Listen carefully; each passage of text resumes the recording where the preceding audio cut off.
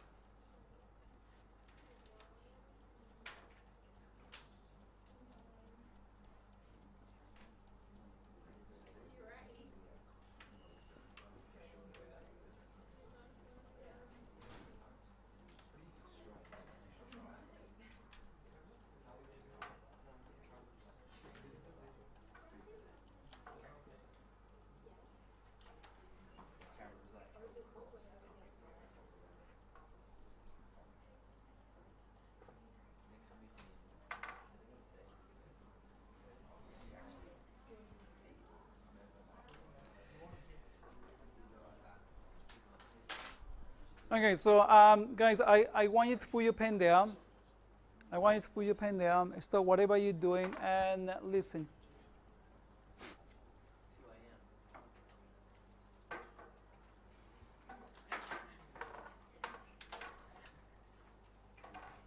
Okay.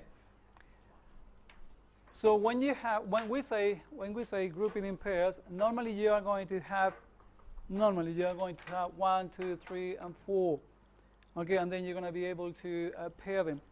Okay, so for example, question 1, solution.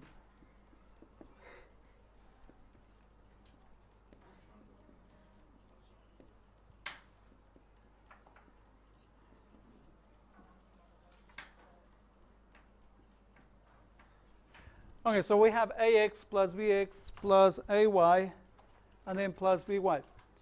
When we're saying grouping in pairs, what we mean is this. So we're going to take the first couple, and then we're going to do the second couple. What is the common factor between these two? X. So you do x and outside of a plus b. Can you group any together? So you can group like the outer and the middle ones together? Yeah, you can do that. All right. And then for the next one is y, and then it's going to be a plus b. Okay. Now you can see that we have a new common factor, which is a plus b. Can you see that? So a plus b is my new common factor, so I'm going to take that out. But then we still have the x plus the y. Okay, so we're going to see x plus the y. That's it. Okay, that's how you do it when you are grouping in pairs.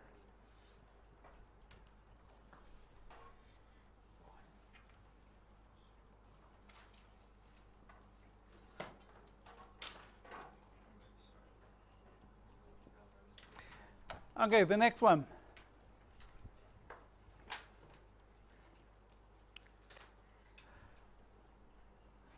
Exactly the same thing. We are going to take the first couple and then the second couple like this. And we're going to take the common factor between these two, which is a. And then a is the common factor, and then we have m minus n. And then for the next one, the common factor is b. So you take b. And then you're going to have n minus m. And this is important. All right. Okay, I stop what you are doing because I need to explain something to you. In here we have m minus n, but in here we have this the other way around. Can you see that? So we have n minus m. And I really want to have the same thing. I really want to have m minus n, because then I can take that as a common factor. But we don't have that. Okay, how are we going to fix this? So pay attention, because this is This is something that you always do. Negative in front of the B. Exactly. Okay, so we're going to take this m out. So we're going to put that negative out. And that will let you to swap these two around. So then you're going to have b n minus n, like that. All right, so whenever you have a situation like this, just take the negative outside, and that let you swap the terms around. Now we have a new common factor, which is m minus n. Can you see that? Okay, so we're going to take that common factor out. So we take m minus n out. Doesn't matter which order you do it, does it? Do A minus B, then N. It doesn't matter. Okay. Yeah. Okay, so I always take the common factor out. Okay, and then you're going to have a minus b. Okay. Yes, Arizam. I don't understand how you put the negative in front of the b. I don't get how it works. Okay. So if you think about it, can you say that when you do negative b times m is the same, and if you do b times negative m in here? I understand. Okay, and then if you do b times n is the same as doing negative b times negative m. Yeah, all what I do is just take it. It's like you were making another negative for no reason. Yeah. No. Okay. All right. There's always a reason for everything. But I didn't know the reason, that's why I'm Question 3. Question 3. Yeah, I definitely did that wrong.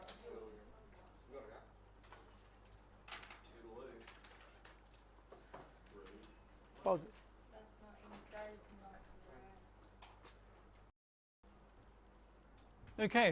So question 3 is 2am 3a and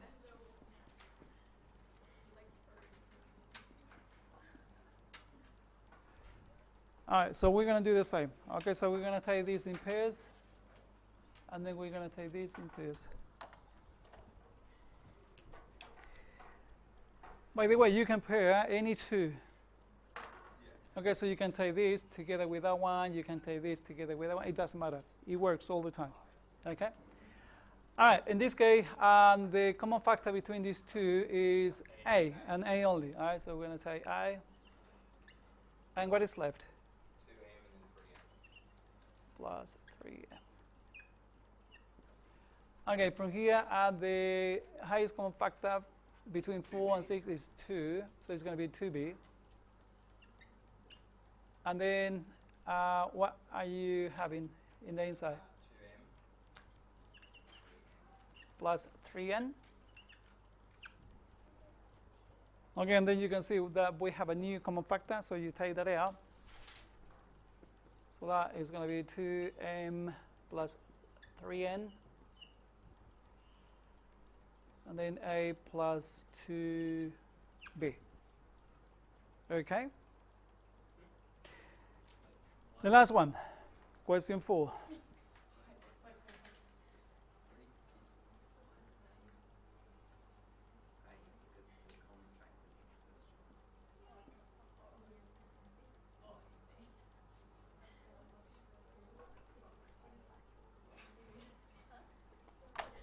Right.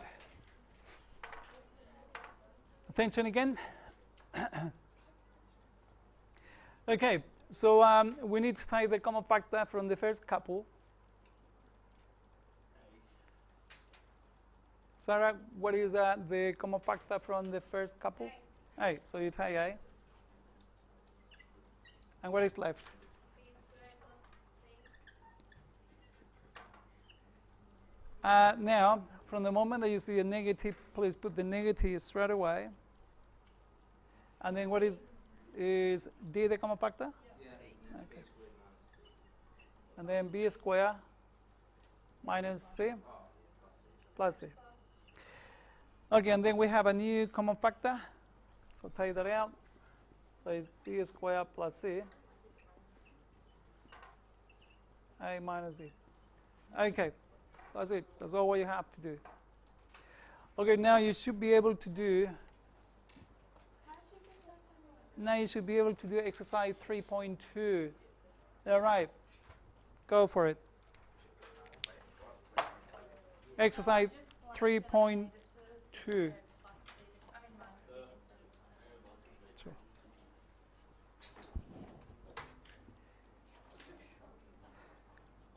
Okay, next week we have to finish factorization, and we need to start with equations. Wait, what are we doing now? Okay, so next week we're going to finish factorization. That is what we are doing now. And then we're going to start doing equations. Are we doing every single one? Yes, please. And when we finish this long chapter, we're going to start doing geometry.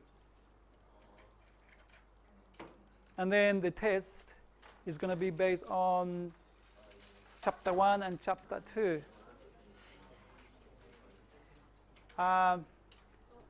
Natasha, you can pause it now. Can I? Sure.